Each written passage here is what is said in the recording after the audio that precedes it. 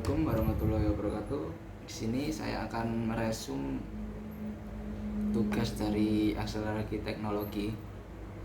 Ide pertama yaitu Internet of Things atau IoT. Internet of Things adalah konsep di mana sebuah objek atau physical device punya kemampuan untuk transfer data digital melalui jaringan internet. IoT arsitektur 1. Things or device merupakan sebuah objek fisik yang biasanya dilengkapi sensor yang menangkap data dari lingkungan fisik, serta ada juga aktuator yang akan melakukan aksi tertentu berdasarkan data fisik. 2. Cloud gateway kompresi data, lapisan keamanan, serta pemindahan data secara cepat dan rendah daya dengan pemilihan teknologi transmisi serta protokol yang tepat. Contoh teknologi transmisinya adalah Wi-Fi, narrowband, jaringan GSM, dan lain-lain. Serta protokolnya adalah MQTT dan COAP dan lain-lain. 3. Streaming data processor memastikan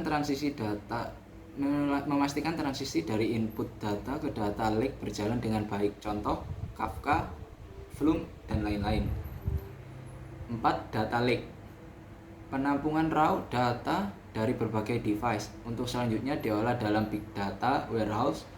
Data biasa disimpan dalam bentuk unstructured atau semi-structured.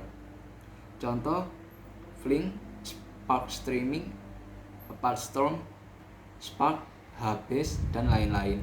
5. Big Data Warehouse data yang berasal dari data lake diubah serta disiapkan dalam bentuk yang lebih terstruktur serta hanya diambil yang akan berguna untuk analisa selanjutnya. 6. Data analitik mencari insight di dalam data dengan metode statistika, visualisasi data, melihat pola serta korelasi antar data, dan analis lainnya.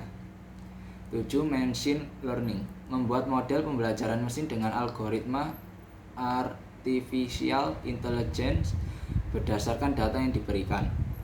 Model ini berpeluang untuk mengotomatisasi beberapa hal dalam IoT.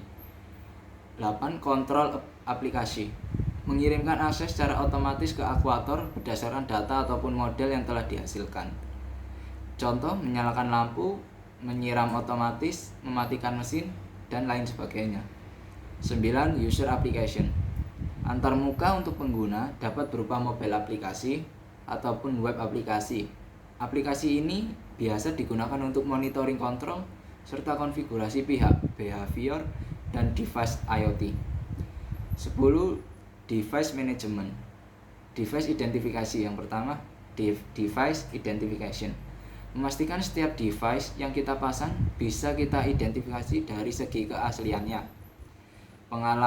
pengalamatan fisiknya ataupun pengalamatan IP address yang serta bisa berkomunikasi dengan server pusat secara baik.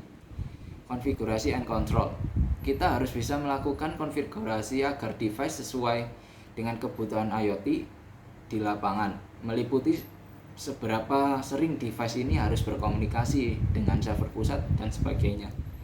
Yang ketiga, monitoring and diagnosis memastikan device berjalan dengan lancar dan mengurangi resiko kerusakan ataupun breakdown. Yang keempat, software update and maintenance memperbarui fungsionalitas, update, bug fix, dan menutup celah keamanan pada software yang rendah sebelumnya. Video kedua yaitu apa itu revolusi 4.0. Arti itu menurut beberapa, yang pertama menurut Kohler and Weiss 2016, suatu pendekatan untuk mengontrol proses produksi dengan menyediakan proses sinkronisasi secara real time dan penyesuaian produksi. Yang kedua, Trepey, yaitu konsep umum yang memungkinkan manufaktur melibatkan unsur-unsur kecerdasan taktis menggunakan teknologi canggih seperti IoT, cloud, dan big data. Tujuan industri 4.0: 1. Mempersingkat waktu ke pasar, yaitu memperpendek siklus inovasi. Yang kedua, produk yang lebih kompleks. Yang ketiga, volume data yang besar.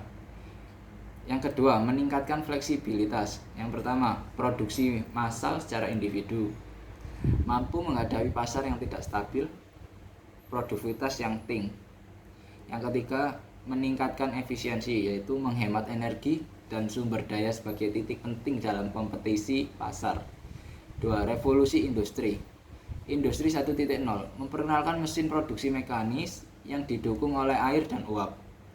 Industri 2.0 memperkenalkan jalur produksi massal yang didukung oleh energi listrik.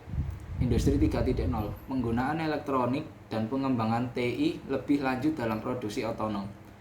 Industri 4.0 berdasarkan Cyber Physical System. Cyber Physical System atau CPS merupakan sebuah sistem kolaborasi antar elemen komputasi yang mengendalikan entitas fisik. CPS adalah sebuah sistem fisik yang operasinya dimonitor, dikoordinasikan, dikontrol, dan diintegrasikan oleh inti komputasi dan menggabungkan komputasi dan komunikasi yang baik. 6 prinsip industri 4.0. Yang pertama, interoperability adalah kemampuan cyber physical system, yaitu operasional kantor, stasiun perakitan, dan produk. Manusia dan smart factory terhubung dan berkomunikasi satu sama lain melalui Internet of Things dan Internet of Service. Yang kedua, virtualisasi yang bentuknya fisik menjadi virtual. Yang ketiga, real-time capability adalah kemampuan untuk mengumpulkan dan menganalisis data dan memberikan rekomendasi dengan segera.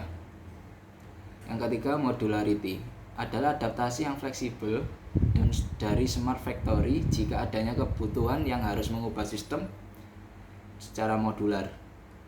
Yang keempat, decentralization adalah kemampuan cyber physical system di dalam smart factory untuk memuat keputusan sendiri. Yang kelima, service orientation adalah menawarkan layanan GPS manusia dan smart factory melalui IoT. 5. Big data. Big data adalah data yang skala, keragaman, dan kompleksitasnya memerlukan arsitektur, teknik, algoritma, dan analisis untuk mengelola serta mengekstrak nilai dan pengetahuan yang tersembunyi. Ragam data atau variety. Yang pertama, relation data, kedua, text data, yang ketiga, semi-structured data, yang keempat, graph data, yang kelima, streaming data, yang keenam, big public data. Faktor pendorong big data lebih berkembang. Yang pertama, predictive analytics. Yang kedua, business intelligence. Dan mengapa big data begitu penting? Yang pertama, meningkatkan kinerja perusahaan. Yang kedua, meningkatkan pendapatan. Bagaimana big data bekerja? Yang pertama, optimize funnel conversion. Yang kedua, behavioral analytics. Yang ketiga, predictive. Yang keempat, market based analysis and pricing optimizing. Yang kelima, predict security threat. Yang keenam, fraud detection. 10 yang harus disiapkan untuk membangun sistem big data analisis. 1. Arsitektur, kedua hardware, 3 fungsi, keempat proses. Sekian resume dari saya, kurang lebihnya saya mohon maaf. Wassalamualaikum warahmatullahi wabarakatuh.